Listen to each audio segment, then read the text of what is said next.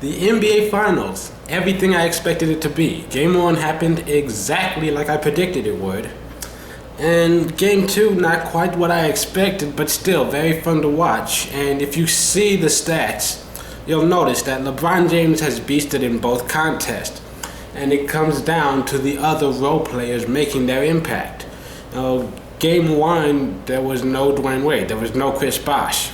Game 2, Chris Bosh had a double-double. Dwayne Wade was second in scoring. Shane Battier hit 5 3-pointers, and they were able to even the series. But it's far from over. I fully expect this to go down to Game 7, and I still expect the Thunder to come away with the win. Either way, though, it's going to be exciting to watch because LeBron James has been my favorite player in the league for so many years, and as much as I hate the Heat and I don't want the dream team to ever get a championship, I'm not going to be that upset if LeBron James finally gets a ring. He'll quiet a few doubters because he is an awesome player. But at the same time, that being said, I'd rather the Thunder. But if the Thunder do lose, I'm not going to be too upset because I'm a Spurs fan and I hate Derek Fisher, and so if Derek Fisher does not get a ring, I'm not going to be too upset. And in the WNBA, the Minnesota Lynx are still undefeated, currently standing at 9-0 on the season. That is an amazing accomplishment. And right now it's looking like they're the best team in the league. The West is probably going to win the championship in the WNBA. In the Eastern Conference, you have some strong teams. Chicago is sitting at 7-1. Connecticut with 6-2. They're playing very well. In the Western Conference, Los Angeles Sparks currently at 7-1. And Candace Parker currently one of the leader in MVP talks at the moment. And the San Antonio Silver Stars are going to take them on tomorrow, on Saturday. That's gonna be fun to watch. I like the Silver Stars, and I think they're playing great, but they're also playing very inconsistent. If they can shore up some of these issues, start playing better defense on a more regular basis, and if Becky Hammond can score 30 points every night, we can definitely win a lot more games. And now on to fantasy football news. When football season starts, I'm going to be doing at least two shows a week. One show every Friday talking about fantasy football, and one show on Saturday talking about my predictions for the upcoming games for the week. And concerning fantasy football, I just went on last night and signed up for a league. There was no one in it last night, and now there are 10 teams. It's already full. We're drafting at 1 o'clock today. As soon as I get that done, I'm going to come back and make another video, tell you how that went. But a quick look at my pre-draft rankings. Some people that I excluded like Trent Richardson because I don't trust rookies. I just don't. I might actually use Ryan Matthews if he's available for a good pick. Because I think he's finally proved himself last year. Chris Johnson, I've always thought he was overhyped. And last year, me not taking him definitely paid off. He might do better this year, but that quarterback situation is still up in the air. And Kenny Britt coming off of a major injury and an unproven rookie, you have no idea how much the passing attack is, how well it's really going to do. So teams are still going to be keying in on the running game. I also don't take players like Michael Vick, Deshaun Jackson, Percy Harvin.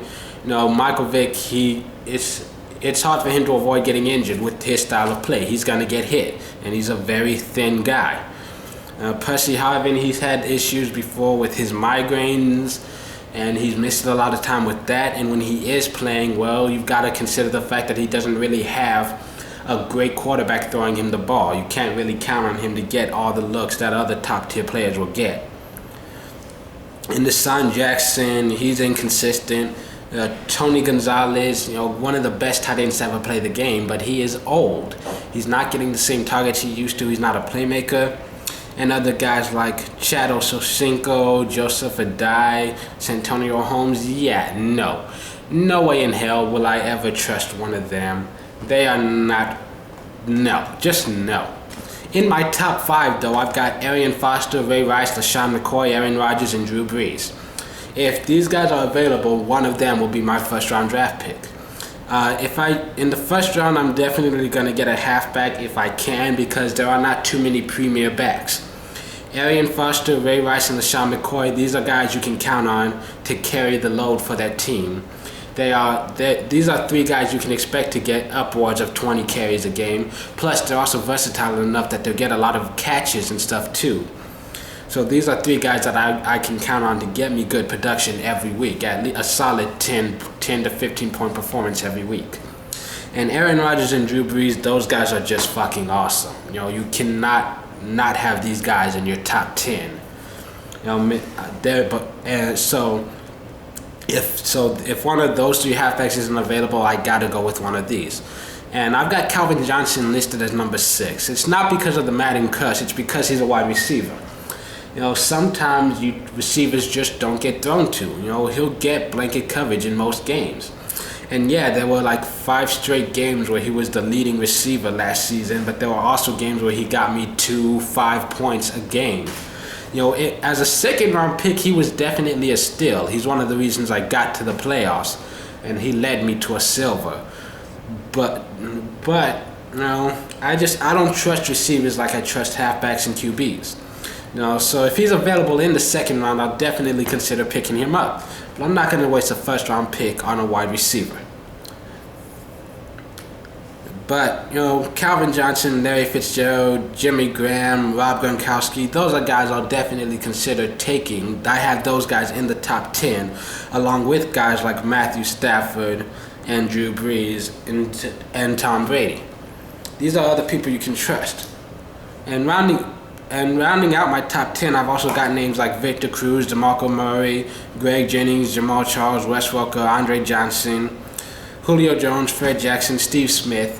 Some of those names I know you can definitely understand why. Other names, there are question marks, like DeMarco Murray,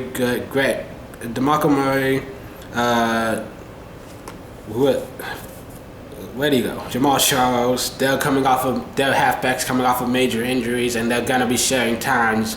DeMarco Murray's gonna be splitting time with Felix Jones. The Chiefs picked up Peyton Hillis. So there's concerns with how many reps they're gonna get, but I think they're great enough playmakers that they've got enough upside. I'm willing to take that risk on them. And Andre Johnson, if he's available at a later pick, I'll definitely pick him up. Last year I actually picked him in the first round in one of my teams, and I kind of got screwed on that because he ends up getting injured and missing half the year. And I should have just traded him. I had the opportunity to trade him for some decent players, but I was short on receivers, and I kept hoping he'd come back healthy. Anyways, that's my report for today.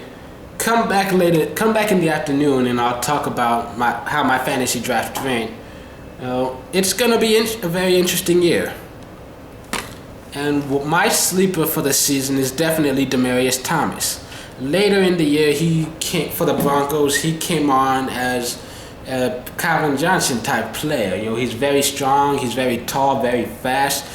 He's a very athletic guy. Has a lot of talent and upside, and that was playing with a guy like Tebow. Imagine Peyton Manning throwing to him. He could have a huge breakout year. I could definitely see myself taking him and as a 3rd or 4th rounder if he's available.